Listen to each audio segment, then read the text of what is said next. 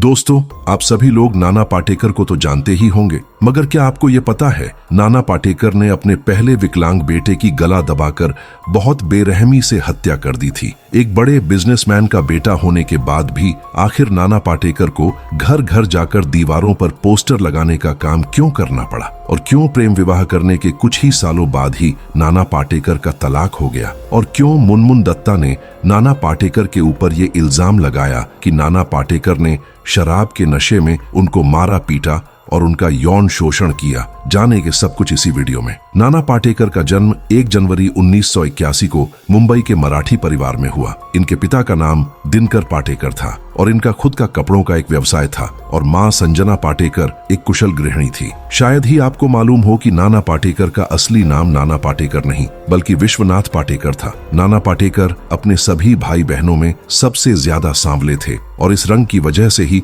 उनके मन में हमेशा हीन भावना बनी रहती थी। उन्हें लगता था कि उनके पिता सबसे कम प्यार उन्हीं से करते हैं। नाना पाटेकर के पिता दिनकर पाटेकर को तमाशा देखने का खूब शौक था। तमाशा महाराष्ट्र की एक लोक नृत्य और नाट्य कला है। जब भी दिनकर पाटेकर तमाशा देखने जाया करते तो अपने बच्चों को साथ ले जाया करते थे। बचपन में भले ही नाना पाटेकर को तमाशे की ज्यादा समझ नहीं थी, लेकिन पिता के चेहरे को खुश देखकर उन्हें भी काफी खुशी मिला करती और यही कारण था कि नाना पाटेकर ने बचपन में ही सोच लिया था कि अपने पिता को खुश रखने के लिए वह जब बड़े हो जाएंगे तो तमाशा ही करेंगे। उन्हें लगता था कि उनके पिता को थिएटर बहुत पसंद है और अगर वह बड़े होकर थिएटर करेंगे तो उनके पिता उन्हें भी काफी पसंद करने लगेंगे। इसी सोच को लिए नाना पाटेकर बड़े हो रहे थे। नाना पाटेकर ने दादर के समर्थ विद्यालय से अपनी स्कूली शिक्षा पूरी की। तब तक परिवार में सब अच्छा चल रहा था, लेकिन जब नाना 13 साल के हुए तो उनके परिवार पर एक भारी संकट आ गया। उनके पिता दिनकर पाटेकर के व्यवसाय में कुछ बहुत गलत हुआ। उनके टेक्सटाइल के बिजनेस में उनके एक कर्मचारी ने उनके भरोसे को जीतकर धोखे से उनका बिजनेस, उनका घर बार सब कुछ हड़प लिया। अब नाना का परिवार दरबदर हो गया था। उन्हें अपने आलीशान घर को छोड़कर एक चौल में गुजारा करना पड़ा। उनके परिवार में एक वक्त की रोटी का जुगाड़ करना भी मुश्किल हो पा रहा था। नाना पाटेकर ये सब देखकर सोच चुके थे कि अब पढ़ाई के साथ साथ कुछ काम भी करना होगा। नाना पाटेकर स्कूल से घर आने के बाद 8 किलोमीटर दूर एक ईंट की भट्ठी के पास जाया करते थे और वहां जाकर अपने कंधे पर परिवार का बोझ लिए। यह बच्चा ईंटों की ढुलाई का काम 6 घंटे तक किया करता था। जब कभी थोड़ा समय ज्यादा बच जाया करता था तो सड़कों पर जो ज़ीब्रा क्रॉसिंग बनाई जाती है उसकी पुताई का काम किया करते थे और अपने परिवार की जीविका की खातिर यह छोटे छोटे हाथ कभी कभार रातों में फिल्मों के पोस्टर दीवारों पर चिपकाने का काम भी किया करते था। वैसे इन सभी कामों में उन्हें सबसे ज्यादा पैसा पोस्टर चिपकाने के लिए ही मिला करता। उन्हें महीने के 5,000 रुपए मिलते थे। पेंटिंग का काम करना उन्हें काफी अच्छा लगता था।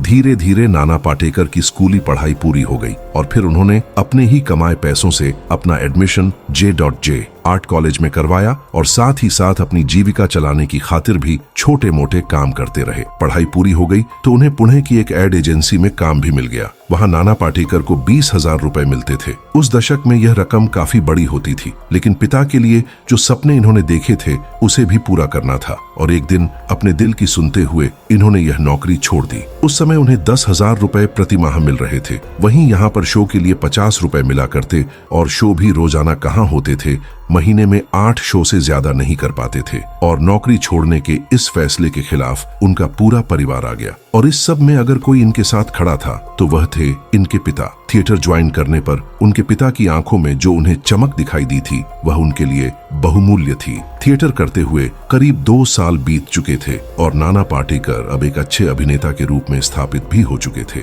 एक दिन शो खत्म होने के बाद एक आदमी उठकर इनके पास आया और कहा कि तुम बहुत अच्छी एक्टिंग करते हो। मैं एक डायरेक्टर हूँ और एक फिल्म डायरेक्ट करने जा रहा हूँ। क्या उस फिल्म में तुम अभिनय करोगे? नाना पाटेकर ने भी फौरन हामी भर दी। नाना की यह फिल्म थी गमन और यह फिल्म 1979 में रिलीज हुई। हालांकि यह फिल्म उस वक्त फ्लॉप हो गई थी और नाना पाटेकर को भी इससे कोई पहचान नहीं मिली। नाना पाटेकर की इस असफलता ने उन्हें एक बार फिर मुंबई से पुणे आने को मजबूर कर दिया और नाना एक बार फिर पुणे आकर थिएटर में काम करने लगे। लेकिन अब की बार उनकी मुलाकात एक नई आई अभिनेत्री नीला कांति से हुई। नीला कांति नई आई थी। वह पेशे से एक बैंकर थी और थिएटर शौकिया तौर पर किया करती थी। साथ साथ थिएटर करते करते दोनों की अच्छी दोस्ती हो गई और यह दोस्ती ना जाने कब प्यार में बदल गई और फिर दोनों ने एक दूसरे से शादी कर ली। जब नाना पाटेकर ने नीला कांति जी से शादी की थी तब वह ज्यादा कमाती थी, क्योंकि वह बैंक में भी नौकरी किया करती थी और साथ ही साथ थिएटर भी। उन दिनों नीला कांति की कमाई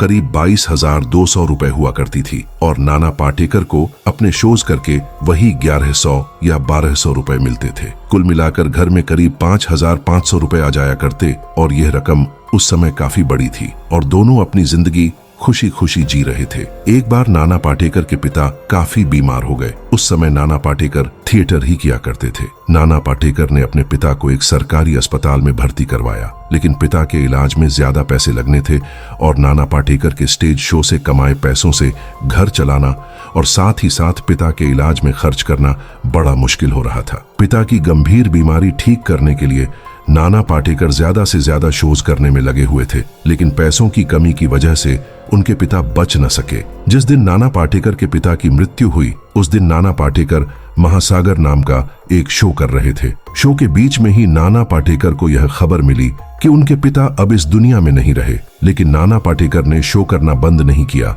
बल्कि वह शो को कंटिन्यू करते ही चले गए। थिएटर के दौरान नाना पाटेकर का एक शो काफी ज्यादा मशहूर हुआ था। यह शो उस नाटक की वजह से नहीं बल्कि नाना के रिएक्शन की वजह से ज्यादा मशहूर हुआ था, क्योंकि इस शो में एक दृश्य दिखाया जाना था जिसमें बलात्कार का दृश्य था। इस दृश्य के बाद दर्शकों में से सभी ने ताली बजाना शुरू कर दिया और यह देखने के बाद नाना पाटेकर उस शो को बीच में ही छोड़कर चले गए थे। काफी समझाने बुझाने के बाद नाना वापस तो आए, लेकिन उन्होंने सबसे पहले जो कहा वह सुनकर सभी चौंक गए थे। उन्होंने कहा था कि रेप जैसी सामाजिक बुराई पर तालियां बजाना बेहद शर्मनाक है। भले ही वह एक नाटक क्यों ना हो, लेकिन आपको तालियां नहीं बजानी चाहिए थीं। इस तरह नाना पाटेकर ने अपनी जिंदगी और अपने थिएटर को अपने सिद्धांतों पर जिया। धीरे धीरे थिएटर करते करते फिर से करीब 2 साल का वक्त बीत चुका था। नाना पाटेकर एक शो ही कर रहे थे, लेकिन आज का शो काफी ज्यादा खास था, क्योंकि इस शो को देखने के लिए उस समय की मशहूर अभिनेत्री स्मिता पाटिल आने वाली थी।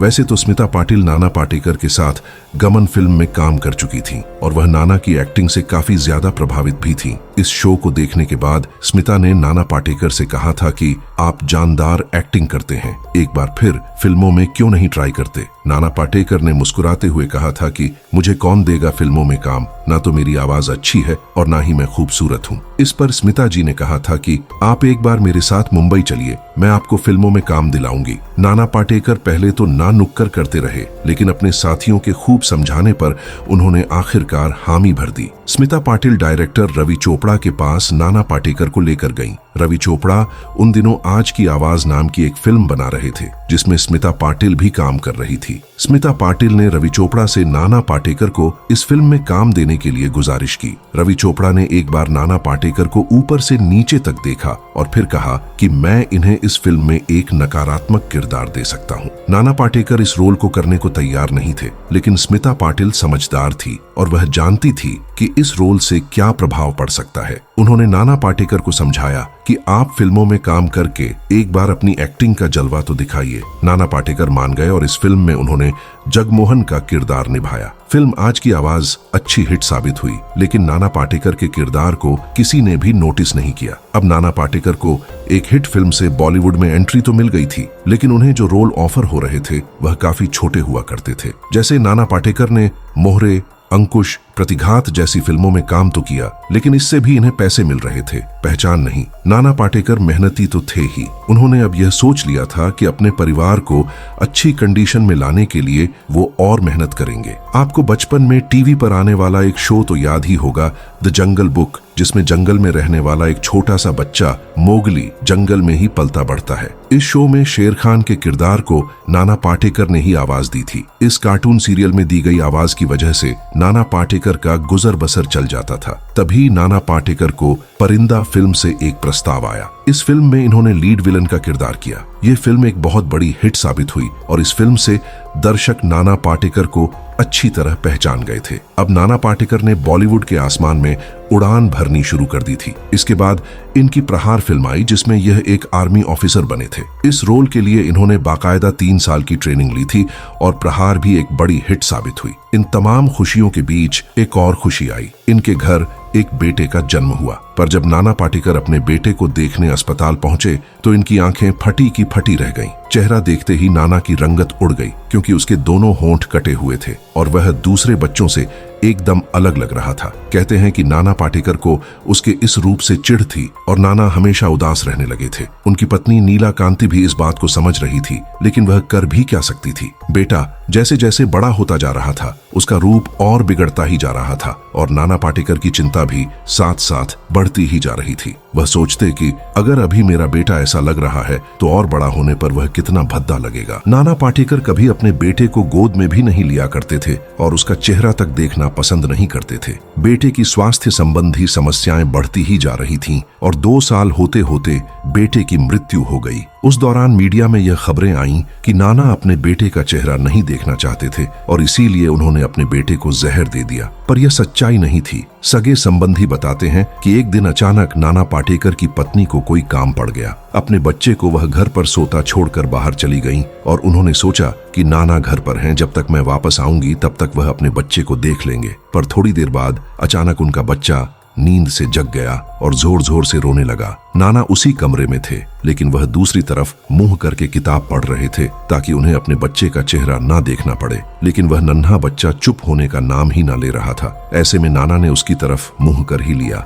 बच्चा इतना ज्यादा रो रहा था कि उसका पूरा चेहरा लाल पड़ गया था। नाना पाटेकर को अपनी ओर देखते हुए देख बच्चे ने अपनी बाहें फैला दी, जैसे वह नाना को अपनी ओर बुला रहा हो। यह दृश्य काफी करुणामय था और उस बच्चे ने अपने पिता की सोई भावना को जगा दिया। बाहें फैलाए अपने बेटे को रोता हुआ वह देख ना सके और फौरन उसे अपनी गोद में ले लिया। बच्चे को थपथपा कर वह चुप कराने लगे। बेटे के प्रति जो नफरत थी शायद वह आज कम हो गई थी और अब तो ऐसा हो गया था कि नाना पाटेकर दिन दिन भर अपने बेटे को प्यार करते रहते और बेटे के प्यार में नाना पाटेकर कभी कभार इतना खो जाया करते कि वह 2-2, 4-4 दिन तक शूटिंग पर जाना ही भूल जाते और बेटा भी अपने पिता के साथ काफी खुश रहा करता। पर यह खुशियां ज्यादा दिन न टिक सकीं, क्योंकि कुछ दिनों बाद उनके बेटे की तबीयत अचानक बहुत खराब रहने लगी। नाना पाटेकर अपने बेटे को गले लगाए उसकी जान बचाने के लिए हर मुमकिन प्रयास करने लगे, पर डॉक्टर के आश्वासन से इस बात का पता लग गया था कि उनका बेटा अब ज्यादा दिन तक इस दुनिया का मेहमान नहीं रहेगा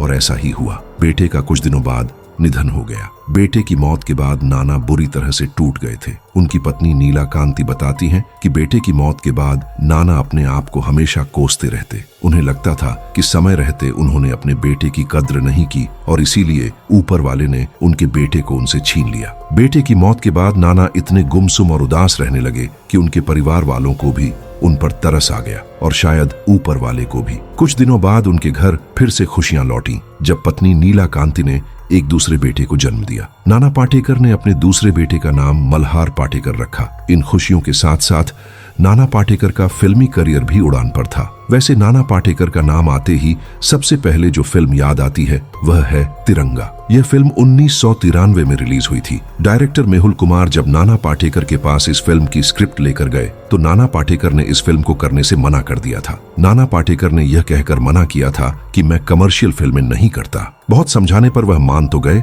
लेकिन उनकी एक शर्त थी कि इस फिल्म में उनके साथ काम करने वाले एक्टर राजकुमार उनके काम में इंटरफेयर नहीं करेंगे। तब फिल्म के डायरेक्टर मेहुल कुमार ने नाना पाटेकर को समझाया और कहा कि मैं उनके साथ 2 फिल्में कर चुका हूं। राजकुमार के बारे में यह मनगढ़ंत कहानियां हैं, वह किसी के काम में भी इंटरफेयर नहीं करते। फिल्म की शूटिंग के दौरान यह जरूर था कि दोनों अपना अपना शॉट देने के बाद एक दूसरे से दूर बैठ जाया करते और एक दूसरे से बातें नहीं किया करते। दोनों को तिरंगा फिल्म में पीले पीले ओ मोरे जानी गाने में एक साथ डांस करना था। तब नाना ने यह डांस करने से मना कर दिया और कहा कि पुलिस के रोल में डांस करना, ठुमका लगाना अच्छा नहीं लगेगा। दर्शक इस सीन को देखकर क्या कहेंगे। तब मेहुल कुमार ने समझाया था कि यह कोई रोमांटिक सॉन्ग नहीं है, यह एक मस्ती भरा गाना है। हालांकि इस गाने की शूटिंग के बाद राजकुमार और नाना पाटेकर में अच्छी दोस्ती हो गई थी। इधर तिरंगा फिल्म की शूटिंग कंप्लीट हुई तो इसके बाद नाना पाटेकर को क्रांति फिल्म मिल गई। इधर क्रांतिवीर फिल्म की शूटिंग शुरू होती, इससे पहले ही मुंबई में उस दौरान दंगे शुरू हो गए। शूटिंग तो छोड़िए, नाना पाटेकर को खुद को अपने ही घर में बंद करना पड़ा। नाना पाटेकर काफी ज्यादा परेशान थे क्योंकि वह मन ही मन क्रांतिवीर फिल्म की पूरी तैयारी कर चुके थे। लेकिन कई दिनों तक अपने आप को अपने घर में बंद रखने के बाद नाना पाटेकर झुंझलाहट में अपने घर से अपनी जीप लेकर बाहर निकल गए, लोगों के बीच शांति की अपील करने। शायद क्रांतिवीर फिल्म का यह अभिनेता पहले ही अपनी फिल्म की शूटिंग की प्रैक्टिस कर रहा था। इधर दंगे खत्म हुए और उधर क्रांतिवीर फिल्म की शूटिंग शुरू हो गई। जब क्रांतिवीर फिल्म रिलीज हुई तो यह बहुत बड़ी हिट साबित हुई और नाना पाटेकर अब अपने आप को एक बहुत बड़े अभिनेता के रूप में साबित कर चुके थे। अब नाना पाटेकर के पास डायरेक्टर, प्रोड्यूसर्स खुद चलकर आया करते। इसी दौरान नाना पाटेकर खामोशी फिल्म की शूटिंग कर रहे थे। इसी फिल्म के साथ साथ इनकी एक और फिल्म की शूटिंग चल रही थी जिसका नाम था अग्निसाक्षी। इन दोनों ही फिल्मों में एक बात जो कॉमन थी वो थी इस फिल्म की हीरोइन। दोनों ही फिल्मों में इनके साथ मनीषा कोइराला काम कर रही थी।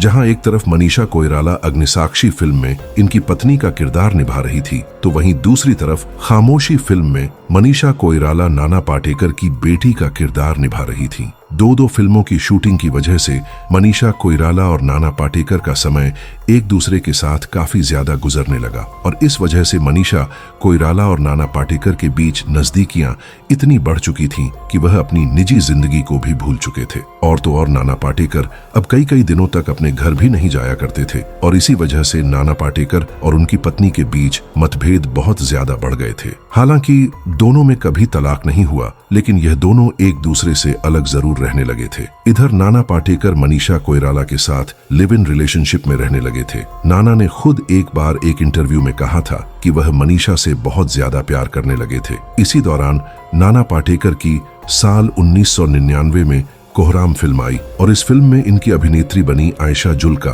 फिल्म की शूटिंग के दौरान नाना पाटेकर आयशा जुल्का के भी काफी करीब हो गए थे। मनीषा कोइराला को यह सब देखकर अच्छा नहीं लग रहा था क्योंकि नाना पाटेकर उन दिनों मनीषा कोइराला को समय नहीं दे पा रहे थे। ऐसे में एक दिन मनीषा कोइराला नाना पाटेकर को बिना बताए उनकी शूटिंग लोकेशन पर विजिट करने पहुंच गईं। उस दिन मनीषा कोइराला ने नाना पाटेकर और आयशा जुल्का को आपत्तिजनक स्थिति में देख लिया और यही वह दिन था जिस दिन मनीषा कोइराला ने नाना के साथ अपने सारे रिश्ते खत्म कर दिए। नाना पाटेकर के जीवन से जुड़े इन किस्सों में साल 2007 का एक प्रकरण काफी सुर्खियों में आया। इस घटना के बाद नाना पाटेकर जी का एक और रूप देखने को मिला। जब नाना पाटेकर साल 2008 में हॉर्नो के प्लीज फिल्म की शूटिंग कर रहे थे। इस फिल्म की शूटिंग के दौरान एक्ट्रेस तनुश्री दत्ता का एक आइटम डांस शूट होना था और इसी शूट के दौरान एक ऐसी घटना हुई जिसने पूरे बॉलीवुड को हिलाकर रख दिया। नाना पाटेकर पर तनुश्री दत्ता ने यौन उत्पीड़न का आरोप लगाया। तनुश्री दत्ता का कहना था